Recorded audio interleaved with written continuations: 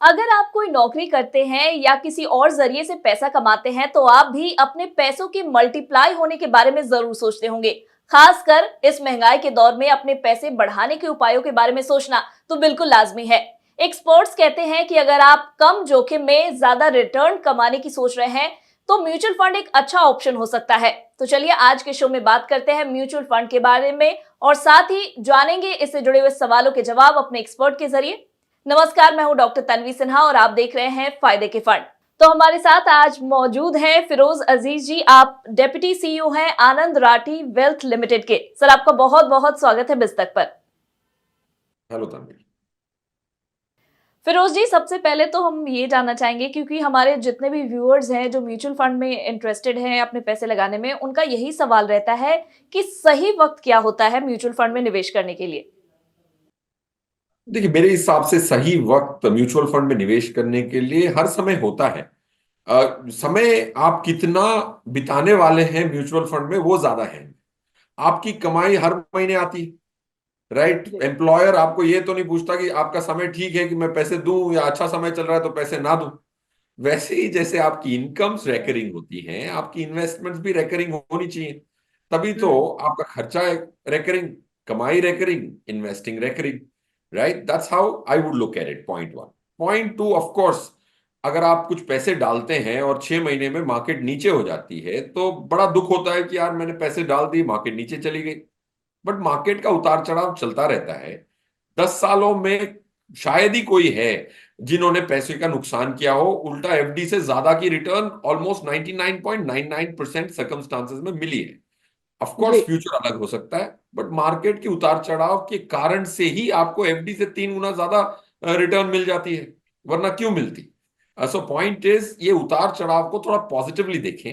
उसी कारण से, जैसे एफडीओ में उतार चढ़ाव नहीं होता इसीलिए आपको पोस्ट टैक्स 5% मिलता है, या 15% हम्म। भी मिलने की उम्मीद होती है, उससे ज्यादा भी कभी मिलता है, उससे कम भी मिलता है। The reason why you get more money than an FD is because of the uncertainty. So love the uncertainty. And ज्यादा वक्त बिताएंगे तो आपके कैपिटल पे आंच नहीं आएगी। जैसे आप प्रॉपर्टी खरीदते हैं, 20-20 साल भूल जाते हैं, सोना खरीदते हैं, जिंदगी भर नहीं बेचते। तो म्यूचुअल फंड हम्म। खरीदते वक्त साल भर में रिटर्न आपको क्यों चाहिए? जी, बिल्कुल। हम जब भी बात करते हैं म्यूचुअल फंड की, तो लंबी अवधि का नज़रिया रखने के लिए हम अपने सभी व्यूअर्स को कहते हैं कि जितने समय तक वो इन्वेस्टेड रहेंगे, उतना ही उन्हें ज़्यादा कंपाउंडिंग का फ़ायदा भी मिलेगा इसमें। सर, अगर एक एग्ज़ाम्पल लेकर चलें कि अगर कोई 25 से 30 साल का व्यक्ति है और वो लंबे वक़्त के लिए म्यूचुअल फंड में अपना पोर्टफोलियो तैयार करना चाहता है, तो उसका क्या मिक्स होना चाहिए? जैसे कि मान लेते हैं इक्विटी, डेट या हाइब्रिड फंड्स, किस तरह के फंड्स में उसको निवेश करना चाहिए और क्या मिक्स होना चाहिए? मेरे हिसाब से तो अगर लंबी अवधि का पैसा है तो 80-90, इनफैक्ट 100% भी, अगर 20 साल का पैसा है, आप हर महीने किश्तों में पैसा लगा रहे हैं तो बिल्कुल हिचकिचाएं ना। अगर आप 25-30 ईयर्स के हैं तो आपके हुँ। कई सारे goals when you are going to be 45 तब आएंगे, जब वो वैसे गोल आएंगे जैसे बच्चों की पढ़ाई हो गई या फिर कोई भी रिटायरमेंट हो गया, ग्लोबल हॉलिडे हो गया। 40 और 50 हुँ। के बीच में एक इंसान के काफी सारे गोल्स, माइलस्टोन्स आते हैं जिंदगी में। तो अगर उसके लिए आप प्लानिंग कर रहे हैं और आज आप 25 साल के हैं तो 100% इक्विटी करें, स्पेशली अगर आप एसआईपी के माध्यम से कर रहे हैं और एक मुश्त पैसा नहीं लगा रहे। तो दैट्स हुँ। Point one. अगर आपके पास कोई बोनस आया, एक मुश्त पैसा आया, तो 60% आप इक्विटी में डालें, 40% डेट में डालें। और 60% इक्विटी में भी आप हाइब्रिड फंड सब ना खरीदें। अगर अगर आपके पास हुँ। एक मुश्त पैसा है तो आप एसेट एलोकेशन खुद से करें। तो अगर आप 25 साल की उम्र के हैं तो जाहिर सी बात है कि हाईएस्ट टैक्स स्लैब में शायद ना हो, तो डेट की टैक्सेशन आपको इतनी इंपैक्ट नहीं करेगी, क्योंकि आपकी जो टैक्स स्लैब्स 15 लाख तक भी अगर आप साल के कमाते हैं तो 10% की टैक्स में छूट जाते हैं नई नई टैक्स रिजीम में। सो पॉइंट वन, टू हुँ। Answer your pointed question Tanvi, asset allocation 60-40 lump sum के लिए, एसआईपी के लिए जी। 100% इक्विटी। एंड हुँ। इक्विटी, प्योर इक्विटी खरीदें, प्योर डेट एंड आर्बिट्राज खरीदें। जी। सर, एक और सवाल इसी में मैं जोड़ना चाहूँगी कि क्योंकि हम जब भी बात करते हैं, आपने शुरुआत में ही बोला कि हर महीने कुछ-कुछ पैसा डालकर हम अपने पोर्टफोलियो को तैयार कर सकते हैं, एक अच्छा कॉर्पस अंत में जाकर हम कमा भी सकते हैं। तो यहाँ पर एक कॉन्सेप्ट ये भी आता है कि आपको सिर्फ़ एसआईपी करने की नहीं, स्टेप अप करने की भी ज़रूरत होती है। तो स्टेप अप का कितना फ़ायदा होगा और वो कितना इम्पैक्ट करेगा उनके जो फाइनल रिटर्न्स होंगे उस पर, उसको आपके ज़रिए थोड़ा-सा हम अपने व्यूअर्स को समझाना चाहेंगे।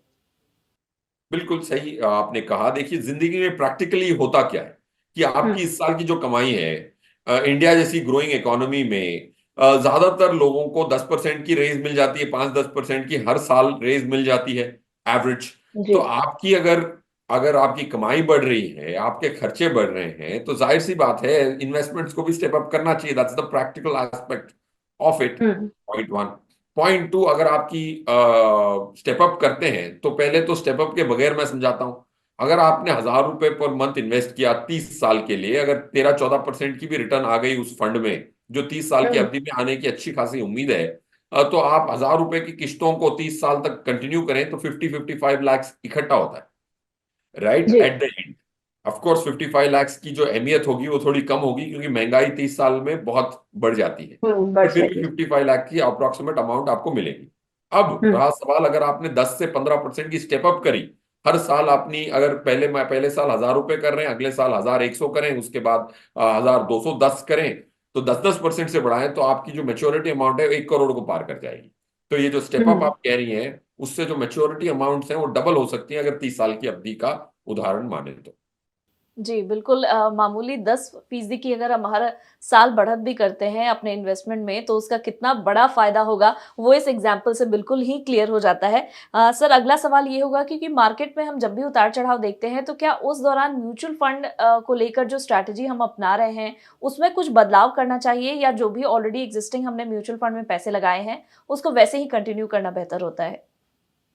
देखिए, पहले तो आपने बिल्कुल सही हम्म। फरमाया कि मार्केट का उतार चढ़ाव तो होता है, तब हमें क्या करना है ये निर्णय लेना है। ज्यादातर हम्म। लोग जब मार्केट गिरती है ये प्रश्न का उत्तर ढूंढने में लग जाते हैं कि मार्केट गिरी क्यों। आपको हम्म। उससे इतना क्यों गिरी ये सर्वे करने का काम नहीं है आपका, आपको ये निर्णय करना है कि वो अगर गिर जाए तो मुझे करना क्या है अपने पैसों के साथ। दैट्स द मोर जी। Important question to ask. अब हमने एक एनालिसिस की, आप भी आश्चर्यचकित होंगे कि कोई भी 3 साल की पॉकेट, हमने लास्ट 9 साल की पॉकेट ली, 3-3 साल के पॉकेट में हमने तीन डिविजन्स किए, तो लास्ट 3 सालों में मार्केट 10-12 बार 10% से ज्यादा गिरी है। तो मार्केट की आदत है कि 12 क्वार्टर में 12 बार तो आपको 10% का झटका दिखा चुकी है। तो ये हम्म। मार्केट का बर्ताव है। और हमेशा जब गिरी है वापस आप ऊपर भी आई है, आज हम ऑलमोस्ट पीक पे बैठे हैं, इसका मतलब ये है कि हर बार 12 बार 10% से गिरने के बाद भी 3 दिन पहले वो पीक पे थी। सो गिरती है तो ऊपर जरूर आ जाती है, ऊपर जाती है तो गिरेगी, ये निश्चित नहीं हम्म। होता। सो आई थिंक म्यूचुअल फंड वाले इन्वेस्टर्स को ज्यादा पर्टर्ब नहीं होना चाहिए, क्योंकि वो डिवर्सिफाइड पोर्टफोलियो है। कई सारे फंड हम्म। मैनेजर भी वही काम कर रहे हैं कि आपके पैसे को संभालने की कोशिश कर रहे हैं, तो आपको कुछ करने की जरूरत नहीं पड़ती।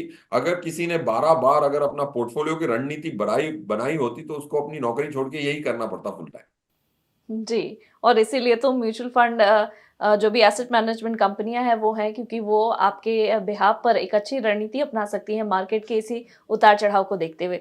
सर अगला सवाल मेरा ये होगा कि जब भी पोर्टफोलियो को तैयार करते हैं, तो किस तरह के फंड्स को चुनना चाहिए और क्या मिक्स होना चाहिए? जैसे अगर हम बात करें लार्ज कैप, मिड कैप और स्मॉल कैप फंड्स की? Yes, मेरे मेरे हिसाब से देखिए, स्मॉल कैप, लार्ज कैप और मिड कैप की एलोकेशन देखिए हर फंड में अलग हम्म। अलग कॉम्बिनेशन में होती है। अगर आप हम्म। पूरे फंडों को खोल के देखें, अंदर कितना हम्म। लार्ज कैप है, मिड कैप है, स्मॉल कैप है, हमारी रिकमेंडेशन है कि 50-55% लार्ज कैप होना चाहिए, 20% 25% मिड कैप और 20% to 25% लार्ज कैप, ये प्रोपोर्शंस होने चाहिए। बट अब प्रॉब्लम ये है कि मल्टी कैप फंड में भी स्मॉल कैप है, बट उसका नाम तो हम्म। स्मॉल कैप है नहीं, राइट। और फ्लेक्सी कैप में भी स्मॉल कैप आ सकता है। तो आपको कोई भी अपने डिस्ट्रीब्यूटर से ये पूछना है कि इसके अंदर क्या है, वो एक पूछ जी। सकते हैं। वरना अगर आपके पास डिस्ट्रीब्यूटर है नहीं और आप अभी शुरुआत कर रहे हैं, तो 1,000 रुपए में हम्म। आपको ऐसी सर्विस पर मंथ के एसआईपी में नहीं मिल पाती। तो मेरे हिसाब से आपको एक लार्ज कैप स्कीम खरीदनी है, एक मल्टी कैप की स्कीम खरीदनी है, एक मिड कैप की, एक फ्लेक्सी कैप की और एक स्मॉल कैप की, 5 स्कीमें खरीद लें, 5 करंट प्रोपोर्शंस के हिसाब से, तो ऑलमोस्ट ये जो कॉम्बो मैंने बोला था वो आपकी इम्प्लॉइड एक्सपोजर आ जाएगी। जी, बिल्कुल, मेरा अगला सवाल यही था कि कितनी स्कीम्स को शुरुआती समय में हम अपने पोर्टफ़ोलियो में रख सकते हैं, तो वो जवाब भी मिल गया। करीबन 4 से 5 स्कीम्स अगर आपके पास हैं, तो आप अपने जो भी इन्वेस्टमेंट है उसको डाइवर्सिफ़ाई भी कर पाएँगे और अच्छा रिटर्न भी पा पाएँगे। सर जब लॉन्ग टर्म इन्वेस्टमेंट की हम बात करते हैं, तो एक बार मोटा-मोटी हम आपसे साल समझना चाहेंगे कि कम से कम कितने सालों का तो निवेश करना ही चाहिए? हमने एक स्टडी की हम्म। थी कि 7 हम्म। साल की जो पीरियड्स होती हैं, अगर वो पीरियड्स के ऊपर है तो ऐसा शायद ही कोई समय आया है कि इक्विटी ने डेट को अंडर परफॉर्म किया है, अगर अच्छे फंड्स चुने जाएं तो to answer your pointed question, mathematically it is 7 years इच। 7 year के ऊपर है तो आप इक्विटी बिना झिझक खरीद सकते हैं, ब्याज निकलने की अच्छी खासी संभावना है अगर आपकी स्कीम चॉइसेस अच्छी है। जी।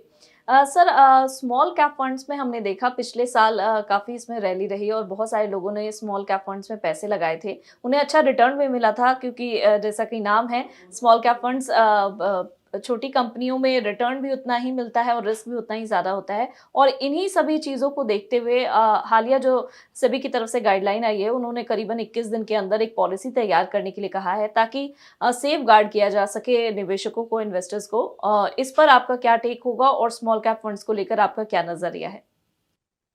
तो ये जो सेबी ने वार्निंग दी, थोड़ी सी हम्म। कॉशन दी, आई थिंक इससे मेरी इज्जत अपने रेगुलेटर के प्रति और बढ़ती है, क्योंकि मेरा ये मानना था कि पूरे 200 देशों में इंडिया की regulators, specially capital market regulators, इतने विजिलेंट हैं, सेबी आरबीआई दोनों ही जो रेगुलेटर्स हैं बहुत विजिलेंट हैं, और कॉमन मैन की जो इन्वेस्टर की प्रोटेक्शन की जो इनकी चाह एंड डिजायर है वो एपिटोम है।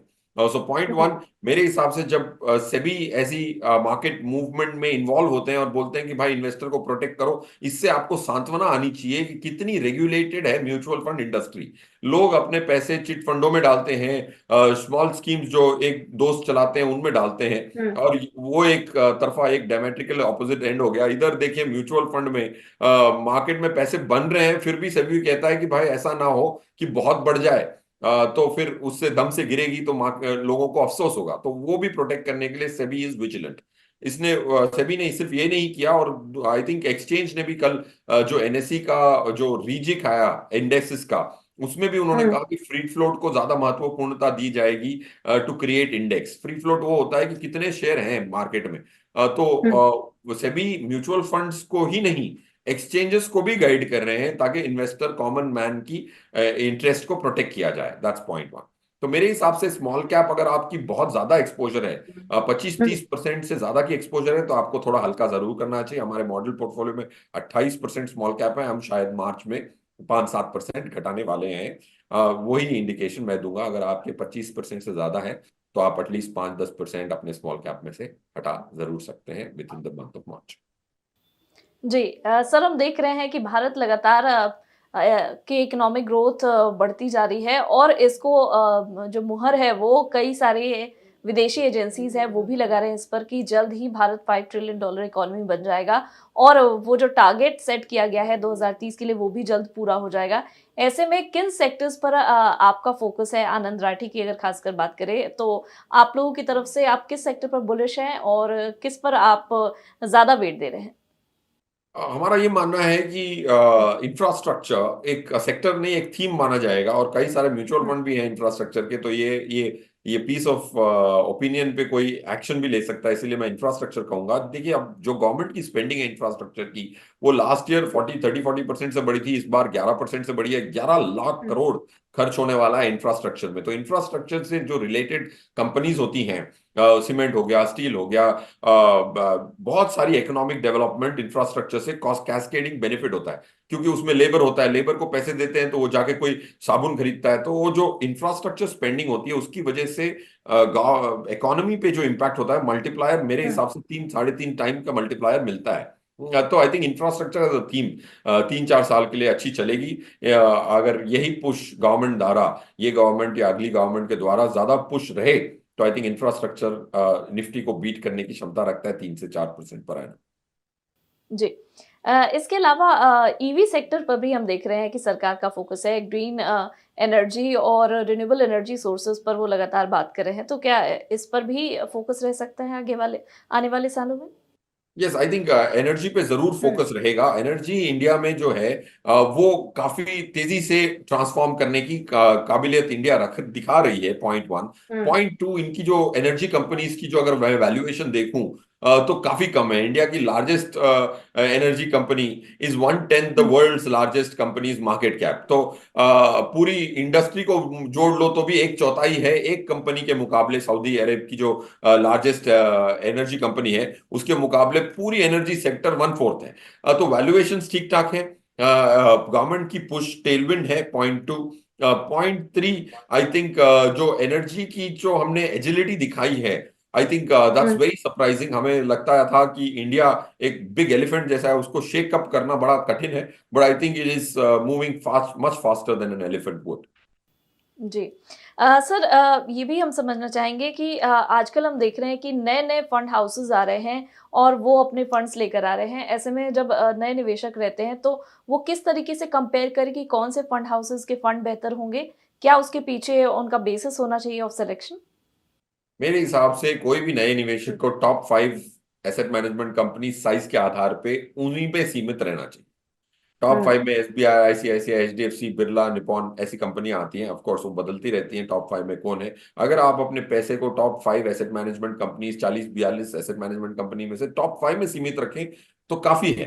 आपको और सर्विस प्रोवाइडर्स की जरूरत नहीं है जब तक कि आपके पास करोड़ों अरबों ना आ जाए। That's point.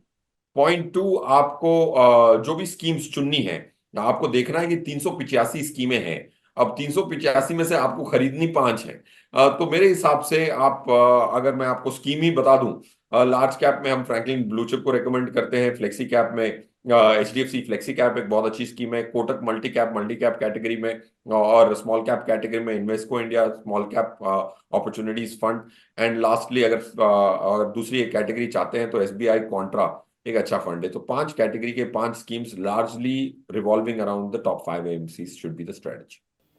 जी, बहुत-बहुत शुक्रिया। आपने रिकमेंड भी किया हमारे व्यूअर्स के लिए, क्योंकि कमेंट सेक्शन में बहुत बार सवाल आते हैं कि मैम कुछ रिकमेंडेशंस अगर मिल जाते तो उन्हें कन्वीनिएंट होती। तो नए इन्वेस्टर्स के लिए काफ़ी आपने फ़ायदेमंद टिप्स दे दिया। उन्हें अब आइडिया लग गया होगा कि किस तरह के फंड्स में वो इन्वेस्ट कर सकते हैं। सर, एक और सवाल, जब फंड हाउसेज़ के फंड्स वो चुनते हैं तो एक्सपेंस रेशियो एक टर्म आता है, उसे किस तरीके से समझें नए इन्वेस्टर्स? देखिए, अगर आपके पास कोई डिस्ट्रीब्यूटर आपकी मदद कर रहा है तो आप रेगुलर स्कीम चूज करें। अगर आप ये हुँ, शो के माध्यम से स्कीम चुन रहे हैं तो डायरेक्ट स्कीम चुनें, क्योंकि आपको किसी को रेम्यूनरेट करने की जरूरत नहीं, क्योंकि आपने हुँ, ऑलरेडी निर्णय ले रखा है। तो आपके पास डिस्ट्रीब्यूटर नहीं हो तो डायरेक्ट चूज करें। डायरेक्ट की जो एक्सपेंस रेशियो है 1% करीबन कम होती है 70-80 पैसे में। अगर आप 1,000 रुपए डाल रहे हैं और 12 किस्तों में 12,000 रुपए डाले, तो उसमें आपकी खर्चा होगा नॉट मोर देन 80 रुपए, 100 रुपए हुँ। For a year.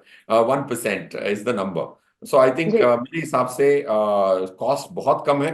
अगर आप हुँ। स्कीम का निर्णय कर ही चुके हैं तो डायरेक्ट चूज करेंगे तो और एक्सपेंस रेशियो आपकी 1% से घट के 0.75 to 1% रह जाएगी। जी।